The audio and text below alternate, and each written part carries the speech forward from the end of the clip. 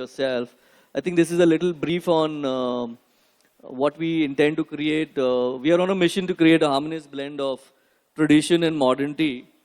And this is going to, we can go on to the next slide. This is something she's already shared. So the brand Katika, is capturing certain essence which really depicts herself, which is rooted, exuberant, free-spirited, beautiful. That's the brand personality. We are targeting consumers in the age segment of 25 to 40 years. Our positioning is going to be targeting, like, in a film language, I would say we look at single-screen audiences and multiplex. But I think we have come in the middle so that both of us can really experience what we are about to bring. So because it's important to find a mid-brand. And since we are India-centric, we have to have price positioning also, which is India-centric. So this will be positioned as a lifestyle brand, and which offers home solutions across you to elaborate on the design philosophy. But from the trends in design, what's going on international, I would want to hear from Gautam also. Gautam, if you can tell us what's the international scenario, because global cues are important while we are rooting business here, because we are not just building it for the India, that we are, as in the territory that we are targeting. We are looking at the Indian diaspora living wherever in the world. So I think, Vishal, that internationally responsible consumption is becoming very important. So ethical sourcing, reducing waste, things like that are becoming very, very important. Conscious living is becoming more important, and we are seeing a lot of that coming into India, because traditionally that's how Indians used to live. But now, because life has changed so much, I think that we are living in a very high stress, high anxiety kind of, high paced environment, where we really need to understand and go back to our roots. And that's where our brand really, comes into the picture, I think at the right time.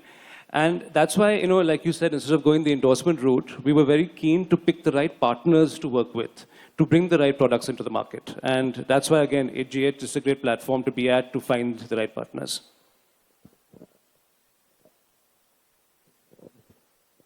So we will look at the brand aesthetics, So in terms of design expression, this slides gives you its very, we have a slide on the back, which, so in terms of pottery, in terms of.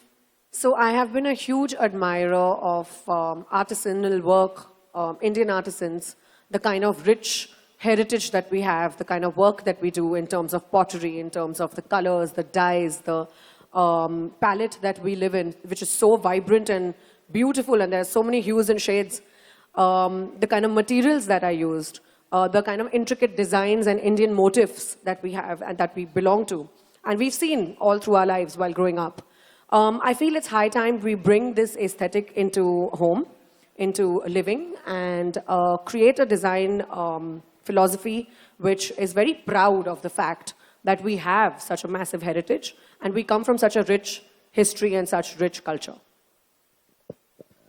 So also because of urbanization, the way I think the homes have also evolved, somewhere, I think there have been generations which have stayed away from the village or the place that they have come.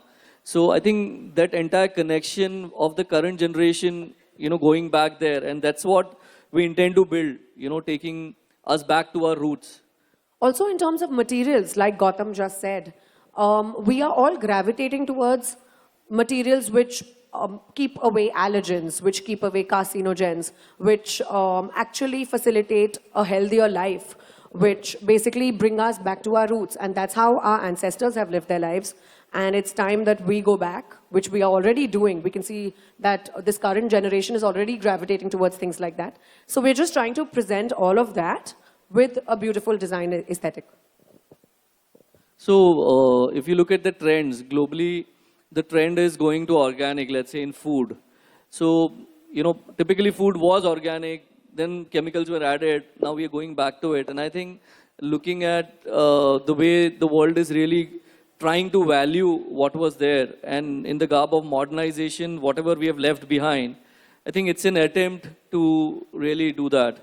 So Gautam, since you were talking about the way we contribute to society and the impact of what we make and sell. Because see, what we sell is, you are seeing it in a very modern retail environment, but what goes behind the entire treatment to the workers, their health and safety, compliances, the way it's impacting environment. You would like to share your perspective on ethical sourcing and sustainability?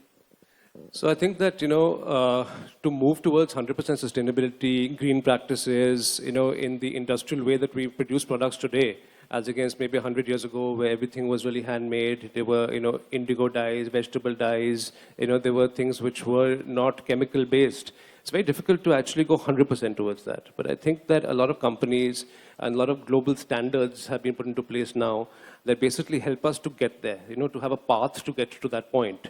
And again, I think a lot of Indian companies, who, actually sell overseas are actually working towards those standards.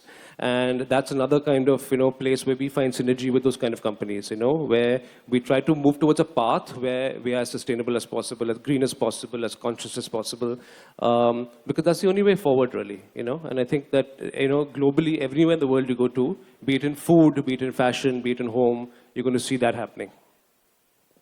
Great. I think sustainability is a global, I would say on the global agenda.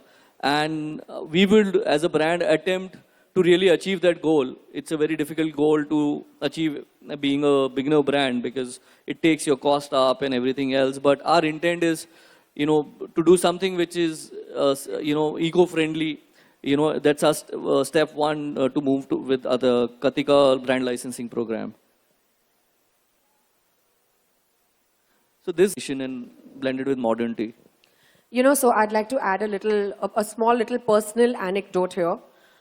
Through my entire film career, I have traveled extensively, all through the world, extensively through our country, small villages, tiny little cities, tier 2, tier 3, stayed in places like this, explored places like this, and for massive chunks of time, like for a month at a stretch, I've been in a small town and actually explored the architecture of that town, understood what their temples are made of, what their culture is all about. And I feel it's time now to show the rest of the world how beautiful all these elements are. If you see in this particular slide, the wooden ceiling, that's a typical Tamil Nadu thing from Karaikudi, for example, which is a small town which focuses on having beautiful wooden work as a part of their home and as a part of their living. So things like that would actually mean embracing yourself and staying rooted. I think that's a great insight, and I think implication of our let's say it's this wooden work to maybe do doors with this design.